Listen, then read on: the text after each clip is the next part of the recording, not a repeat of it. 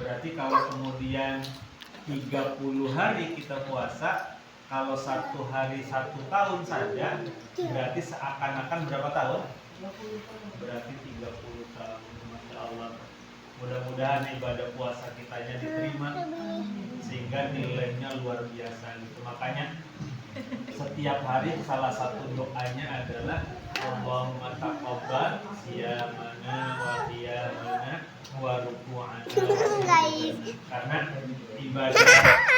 ibadah bulan Ramadan itu berbeda. Punten ibu-ibu jangan kebawa suka. Kalau ibu-ibu suka buka YouTube, ada yang suka mempertanyakan puasa Rajab itu bid'ah. Siapa yang rajin buka YouTube? Kemudian ada juga kalau apalagi sholat termasuknya gitu. Sholat diniati karena bulan Rajab juga bid'ah gitu. Jangan ke bawah itu. Karena normatifnya saja ibadah apapun kalau dilakukan bulan Rajab itu nilainya berbeda. Karena kemuliaan bulan Rajab.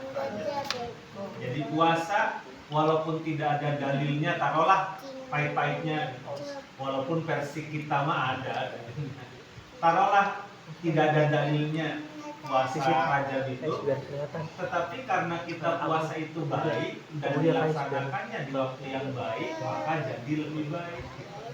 Logikanya kayak gitu tuh. Puasa baik kan? Kemudian bulan Rajabnya baik. Baik ditambah baik maka lebih baik. Gitu tuh. Kemudian sholat bagus nggak? Sholat sunnah mutlak aja umpamanya gitu. Tidak diniati dengan sholat Rajabnya. Sholat sunnah mutlak aja umpamanya. Bagus. Apalagi dilaksanakannya di bulan bagus, maka jadi lebih bagus.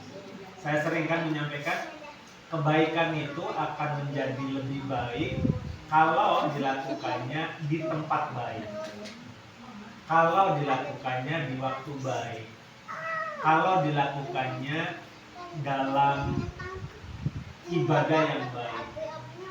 Baca sholawat akan lebih baik lagi kalau bersama-sama orang-orang baik, kira-kira gitu, kumpul dengan, jadi tembusnya itu bareng-bareng dengan orang baik. Istilahnya kalau kita satu gerbong dengan orang baik, walaupun kitanya belum baik, mudah-mudahan kegawa gerbongnya dengan orang gitu tuh. Jadi udah, kalau umpamanya ada yang suka masih komentari, ya saya kalau nyari-nyari model apa sih keutamaan bulan Rajab gitu Pak, langsung tuh nongol tuh hadis-hadis bid'ah. Iya gitu. Yang duluan nggak tahu, pakai algoritmanya mungkin dia sudah pinter supaya apa yang mereka posting itu lebih awal diakses. Karena memang dalam teori untuk memviralkan itu harus mengetahui kecenderungan pasar lah, kira-kira kayak gitu. Karena orang suka penasaran, maka banyak yang membuka. Nah, semakin banyak yang membuka, maka semakin banyak duit, kata orang YouTuber. Jadi, iya, makanya gitu loh. Jadi, kalau kita sering lihat, maka jadi pendapatan dia gitu. Katanya YouTuber itu ada yang 1 bulannya dapat 500 juta gitu. Berapa 500 juta tuh? Kalau umpamanya recehan, kira-kira sebesar banyak apa? Nggak dapet. Nah, mereka itu nyari barang-barang atau berita-berita atau gambar-gambar atau syutingan-syutingan yang orang itu cenderung kepengen buka gitu karena anehnya kan gitu. Maka kita jangan suka ke bawah tuh. Makanya ilmu dasar harus dikuasai itu di situ. Nanti Rasulullah pernah menggambarkan umatku nanti di akhir zaman itu ibarat bui. Ketika ombaknya ngalor, ombaknya ngidul, ombaknya ngetan, ombaknya ngulon gitu. Melu banyak ombaknya.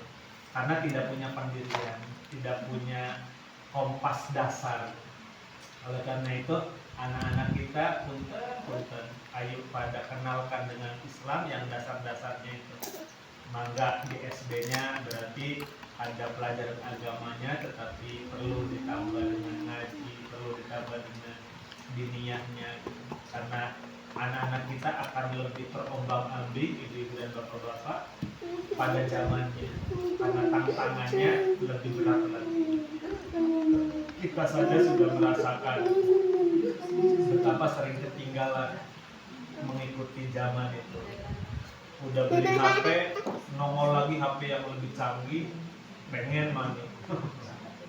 Kemudian udah beli yang canggih, ternyata anak kang dilipat, pengen kang dilipat gitu. Pengen mana anak kang bisa ditarik, pengen lagi. Jadi kalau kita nuruti keinginan, ya beli nyampe-nyampe, maka kita agama kita terombang-ambing. Oleh karena itu kita juga masih terus dibekali dengan ilmu, dibekali dengan akidah, dibekali dengan keimanan yang dasar-dasar, sehingga kalaupun ada informasi apapun kita bisa punya pendirian. Saya mah yakinnya seperti ini. Mangga orang lain punya pendapat dan dalilnya lain, saya tidak pakai dalil yang itu. Nah, terkait dengan keutamaan-keutamaan Rajab nih, ibu-ibu, ya termasuk beberapa hadis yang suka saya sampaikan, itu suka dikritisi gitu. Itu bukan hadis atau hadis tapi dohim gitu, suka digitu-gitukan gitu. Pernah saya di mana ya, di sini apa di mana gitu, habis turun dari kultum gitu, langsung ada yang menghadap dari hadis tadi itu sholat beli gitu. Jadi suka banget. Kadang-kadang ada di masjid itu pakai telepon gitu, pakai WA gitu. Hadisnya sholat beli. Jadi ibu-ibu dan bapak-bapak perlunya ngaji di situ, sehingga punya pendirian. Ya, saya sudah tahu tentang ilmu ini. Dasarnya adalah seperti ini, walaupun tidak hafal Arabnya, tetapi artinya Nabi dari Allah itu benar. Nah, termasuk amalia bulan Rajab ini, ibu-ibu, ayo kita bareng-bareng kuatkan ilmu kita. Jadi tadi terkait dengan amalan-amalan bulan Rajab. Contoh yang kecil aja, puasa umpamanya.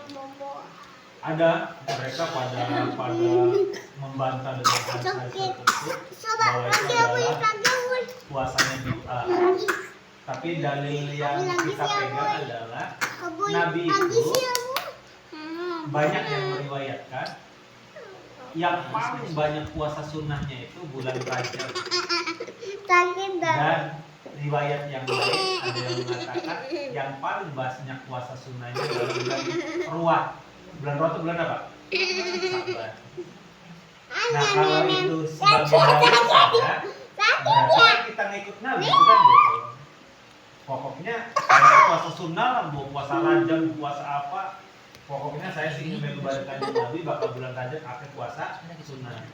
Bahkan kadang-kadang sing ironis yang banyak ngomong kayak gitu itu puasa beli, ngeri muka iya. Jadi ribet. Jadi kita harus punya pegangan. Maka cara yang lain, cara yang perlu kita tempuh adalah harus punya ilmu. Maka mudah-mudahan nih setiap minggu kita ngariung seperti ini sambil menikmati keripik, sambil menikmati naudai. Mudah-mudahan ada yang nyangkol sehingga tidak menjadi sebuah ini, apalagi sekarang zaman medsos. Walaupun kita tidak ngebuka YouTube, kadang-kadang nongol deh kan gitu, berita-berita tiba-tiba nongol sendiri aja. Awas bid'ah di bulan Rajab. Iya, kadang-kadang kita tidak nyari gitu, apalagi nyari. Kalau nyari saja men-searching gitu ya, nomor awalnya yang tidak nyari saja kadang-kadang nomornya itu nongol sendiri gitu. Di bawah tuh biasanya gitu ya, di bawah WA kita gitu. atau kadang-kadang baru membuka saja kemudian nongol gitu bacaan-bacaannya itu. Nggak tahu metodenya seperti apa gitu. Orang-orang terutama yang ingin ya apunten, kalau saya sih suka bahasa ekstrimnya, suka ingin mengaburkan, suka ingin mengambangkan pemahaman itu suka nongol itu lebih tahu arti. Oleh karena itu tidak ada kata lain, metodenya adalah